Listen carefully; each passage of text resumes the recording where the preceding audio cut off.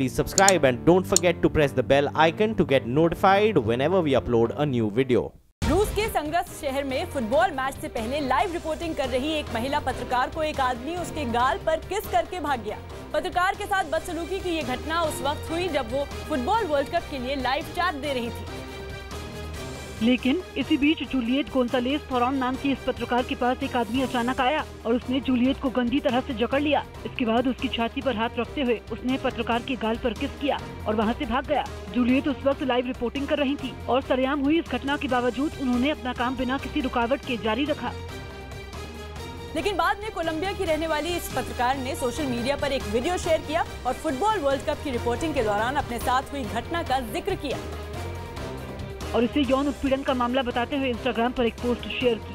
हम इस तरह के खराब रवैये के हकदार नहीं हैं। हमारा काम भी अहम है और हम भी बराबरी से पेशेवर हैं।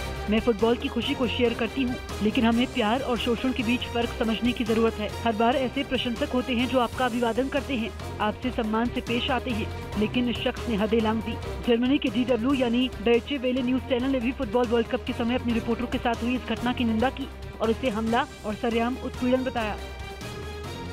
वहीं पत्रकार के साथ हुई बदसलूकी के बाद सोशल मीडिया पर भी मिली-जुली प्रतिक्रियाएं सामने आई। कई लोगों ने इस घटना को मजाक करार दिया तो कुछ लोग ने रिपोर्टर के साथ हुई घटना को शर्मनाक बताया। इस बीच जर्मनी के न्यूज चैनल डॉयचे वेले ने जूलियट के साथ बदसलूकी करने वाले आदमी को खोज निकाला और उसकी जूलियट के साथ वीडियो कॉलिंग के जरिए बात भी करवाई, जहां रुस्लान नाम का आरोपी पत्रकार से माफी मांगने लगा।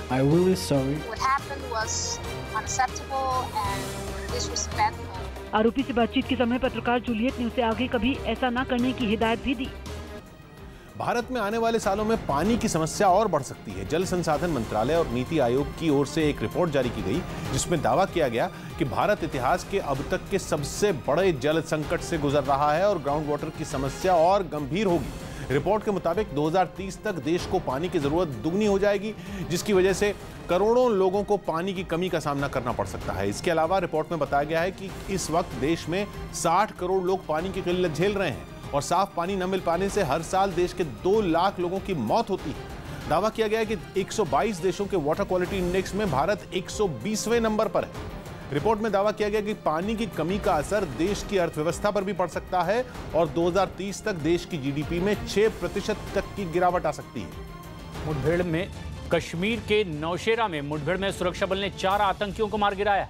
सूत्रों के मुताबिक घाटी में आतंकियों ने एक नया आतंकी ग्रुप बनाया है जिसका नाम है इस्लामिक स्टेट जम्मू कश्मीर यानी ISJK। कुछ दिन पहले ही कश्मीर में प्रदर्शनकारियों ने ISJK के काले झंडे भी दिखाए। आतंकी जुनैद इसी ग्रुप का मुखिया है और आज मुठभेड़ में जो 4 आतंकी मारे गए वो इसी संगठन से जुड़े हैं। सूत्रों के मुताबिक आज की मुठभेड़ में जुनैद को भी सुरक्षा बल ने मार गिराया है। छत्तीसगढ़ के सरगुजा जिले में एक नदी के किनारे जमीन पर गिरे एक आदमी डंडे से पीटने लगा।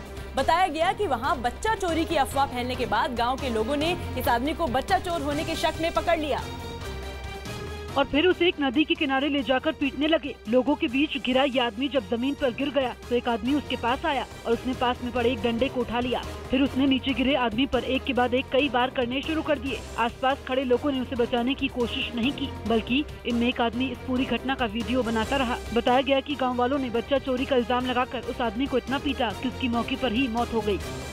मध्य प्रदेश के भोपाल में कांग्रेस के प्रभारी दीपक बाबरिया ने एक कार्यक्रम के समय बड़ा बयान दिया।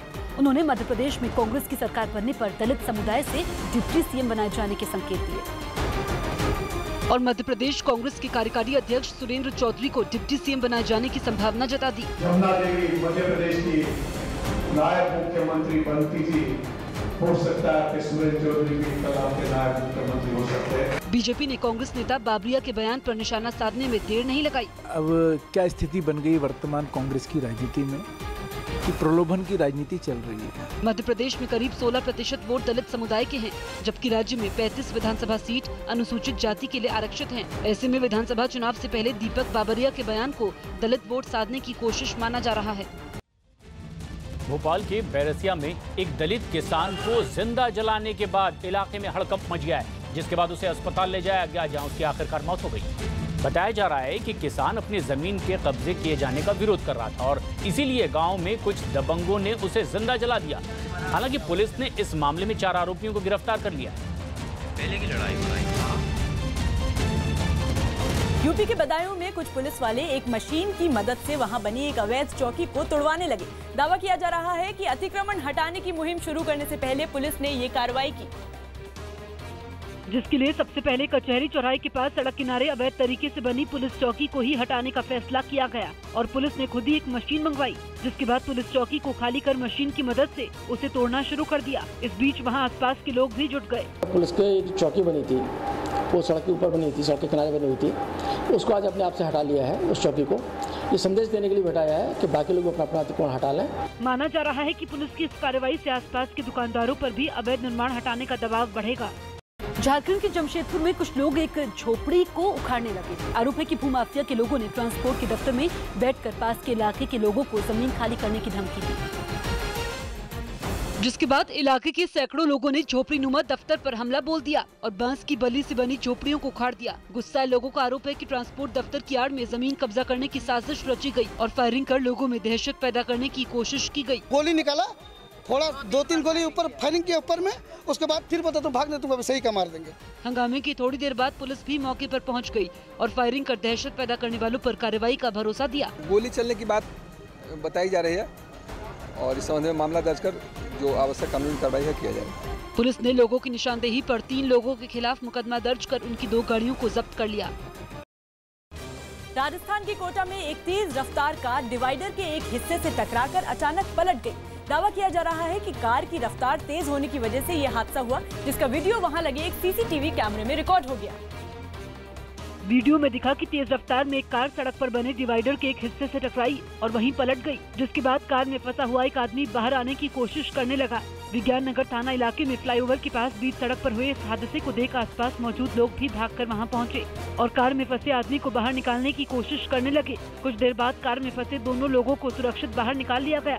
घटना की जानकारी मिलने के बाद मौके पर पहुंची पुलिस ने लोगों की मदद से कार को सीधा करवाया और कार में सवार दोनों आदमियों से पूछताछ की।